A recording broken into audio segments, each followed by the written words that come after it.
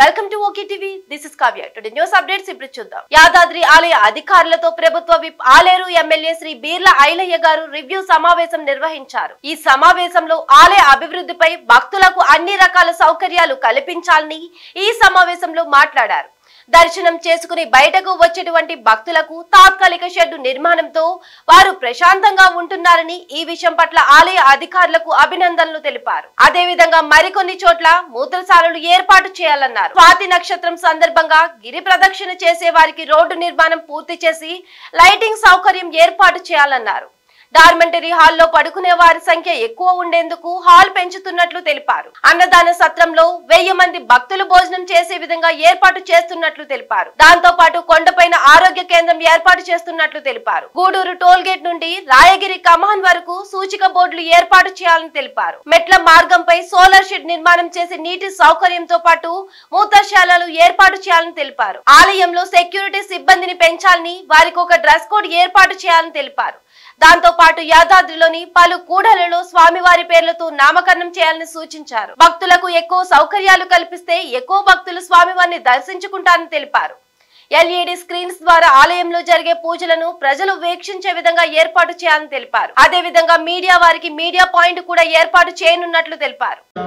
ఆశించి స్వామివారి దర్శనం కోసం వస్తారో వాళ్ళకి అన్ని విధాల ఫెసిలిటీ కల్పించినప్పుడే ఇలా మన గుడి కూడా ఆదాయం కూడా పెరిగింది. నిజంగా ఈ 2-3 నెలలు చూస్తుంటే గత సంవత్సరాల కంటే కూడా ఆదాయం పెరిగిందంటే వచ్చే భక్తులకు మనం అన్ని రకాల వసతులు కల్పించడం కాబట్టి, ఎక్కువ భక్తులు రావడానికి యాక్సెస్ పెరిగింది కాబట్టి ఇంకా కూడా రాబోయే తరాలకు ఏదైతే మన సనాతన ధర్మాన్ని, మన సాంప్రదాయము, హిందూ సాంప్రదాయాలు నిజంగా చాలా గర్వంగా ఉంది. ఎందుకంటే తిరుపతి పోయినప్పుడే ఆ డ్రెస్ కోడ్ వేసుకొని పోయేది. ఇలా తమిళనాడు కానీ కేరళ కానీ ఏదైతే సాంప్రదాయం ఉందో నిజంగా సమిష్టి నిర్ణయం తీసుకొని ఇక్కడ చైర్మన్ గారు కానీ, మన పెద్దయ్యారు కానీ, గౌరవ విఓ గారు కానీ మంచి నిర్ణయం, ఒక సాంప్రదాయం, మేము హిందువులము అని గర్వంగా సాంప్రదాయ దుస్తులను వాడడం అనేది చాలా మంచి నిర్ణయం. దాన్ని స్వాగతిస్తున్నా.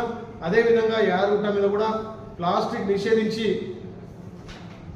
పూర్తిగా నిషేధించి పోయే విధంగా చేయడం జరుగుతుంది. ఇంకొకటి మొన్ననే గౌరవ ఈఓ గారు ఒక నిర్ణయం తీసుకున్నారు. ఈ ప్రాంతంలో స్వామివారి అంటే శనివారం అనేది ఒకటి నాడు ఉండే, శనివారం ఏమైనా ఇబ్బంది పడితే కూడా నెక్స్ట్ ఒక రోజు స్థానికులకు అవకాశం ఇవ్వాలనే ఉద్దేశంతో ప్రతి మంగళవారం 8:30 నుంచి 9 గంటలకు స్థానిక భక్తులకు కూడా అవకాశం కల్పిస్తూ మొన్నటి వరకు సాయంత్రం కల్పించారు. అంటే దీంట్లో శనివారం పూర్తిగా ఇచ్చుకుంటూ మళ్ళీ అదనంగా మంగళవారం ఒక రోజు ఒక ½ అన్ అవర్ స్థానిక భక్తులకు అవకాశం ఇచ్చే విధంగా చర్యలు తీసుకున్నారు. నిజంగా ఈ గడిచిన 6 నెలల్లో కానీ గౌరవ యువ గారు వచ్చిన తర్వాత బ్రహ్మాండమైన మార్పులు వస్తున్నాయి. భక్తులకు ఫెసిలిటీ, ఆదాయాన్ని ముఖ్యం కాదు, వచ్చే భక్తులకు కూడా అన్ని విధాల సౌకర్యాలు కల్పించాలని ఒక ఏకైక లక్ష్యంగా మన తెలంగాణలో మొదటి తిరుపతి ఉన్నటువంటి శ్రీ యాదగిరి లక్ష్మీనరసింహ స్వామి ఆలయాన్ని ఇంకా కూడా దినదినాభివృద్ధిగా వచ్చే భక్తులకు అన్ని ఫెసిలిటీ కల్పించాలని చెప్పి నిజంగా 1 గంట 2 గంటలు కూడా సుదీర్ఘంగా ఏవైతే భక్తులకు అసౌకర్యాలు వాటన్నింటినీ సౌకర్యాలుగా చేసి ఇంకా కూడా భక్తులకు స్వామివారి దర్శనం సులభతరం చేయడం కోసం గౌరవ యువ గారు, గౌరవ చైర్మన్ గారు, మా పెద్దయ్య గారు అందరూ కూడా కలిసి నిర్ణయాలు తీసుకున్నాం. అందరినీ కలుపుకొని స్థానిక భక్తుల సూచనల సలహా ప్రకారం ఇంకా కూడా మన యాదాద్రి శ్రీ లక్ష్మణస్వామి ఆలయాన్ని అన్ని విధాలా అభివృద్ధి చేసుకుందామని చెప్పి అందులో భాగంగా ఇలా రివ్యూ మీటింగ్ పెట్టడం జరిగింది. రాగానే మా పెద్దయ్య గారు కానీ మా గౌరవ శాశ్వత చైర్మన్ కూడా గత ఎవరు కూడా రాకపోయిందంటే గతంలో ఉన్నోళ్ళేమో వాళ్ళు పదవుల కోసం చేశారు. నేను అదృష్టంగా స్వామివారి సేవ చేయడం కోసమే ఉన్నా కాబట్టి ప్రతి నెల ఒకరోజు రివ్యూ మీటింగ్ పెట్టుకొని మన గుట్ట ఆలయ అభివృద్ధి కోసం ఇక్కడ స్వామివారి కీర్తి పరిస్థితులు ఇంకా కూడా వచ్చే భక్తులకు అన్ని బేసిక్ కల్పించి యాదగిరిని ఇంకా కూడా అభివృద్ధి చేసుకుందామని చెప్పి తెలియజేస్తూ ఈ సాంప్రదాయాలు ఆలయానికి రాగానే ఆంజనేయ స్వామి గుడి దగ్గర బొట్టు పెట్టుకునేది.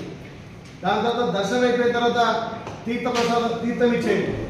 తీర్థం అయిపోయిన తర్వాత షటకోపం పెట్టేది. అంటే ఇవి స్వామివారిని చూసిన తర్వాత ప్రతి భక్తునికి అదొక నేను స్వామివారిని దర్శనం చేసుకున్నా, నా మొక్కు తీరింది అనడానికి ఇవన్నీ ఉన్నాయి. కాబట్టి గత సాంప్రదాయంగా బొట్టు పెట్టడం కానీ, తీర్థం పెట్టడం కానీ, సాంప్రదాయం కానీ, ఆ బ్రేక్ దర్శనం టైంలో వాళ్ళకి తీర్థ ప్రసాదం ఇవ్వడం కానీ మళ్ళీ పునరుద్ధరించి పాత సాంప్రదాయాన్ని కాపాడుకుంటూ ముందుకు పోదాం. అదేవిధంగా నేను మొన్న గమనించిన ఒక వికలాంగుడు వస్తే దర్శనం కష్టం అనుకుంటే స్వయంగా వీల్ చైర్ తీసుకొని దర్శనం లోపల తీసుకుపోయి స్వామివారు చూసినవా, స్వామివారు ఎట్లుంటాడని అడిగినటువంటి ఈవోనైతే నేను ఇప్పుడే చూస్తున్నా. మంచి సాంప్రదాయం. వికలాంగులు కూడా అందరి లెక్క నేను దర్శనం చేసుకునే తృప్తి కూడా కలిగించేందుకు ఇంకా ఇలాంటి వాళ్ళకి ఫెసిలిటీ కూడా కల్పించి మనం ముందుకు పోవాలని తెలియజేస్తూ, ప్రతి ఎవరైనా చిన్నపిల్లలు వస్తే కూడా లైన్ ఎక్కువ ఉన్నప్పుడు వాళ్ళు కొంచెం సేద తీర్చుకొని ఒక రూమ్ కేటాయించి పసిపిల్లలకు పాలు ఇవ్వడం కానీ కొద్దిసేపు ఓదార్చడం కానీ చేయడానికి కూడా మంచి ఫెసిలిటీ కల్పించారు. నిజంగా ఇవన్నీ చూస్తుంటే నేను ఈ గత 6 నెలలకి ఇప్పుడు చూస్తే కూడా ఇంత అభివృద్ధి అయింది ఆశ్చర్యపడే విధంగా చేసిన సిబ్బందికి, శాశ్వత చైర్మన్ గారికి, ముఖ్యంగా మా పెద్దయ్య గారికి వీటన్నిటినీ ఒక క్రోడీకరించి నిజంగా యాదగుట్ట అంటే అభివృద్ధిలో ముందుకు పోతుందనే తీసుకొచ్చినటువంటి మా యువ గారికి ప్రత్యేకంగా ధన్యవాదాలు తెలుస్తూ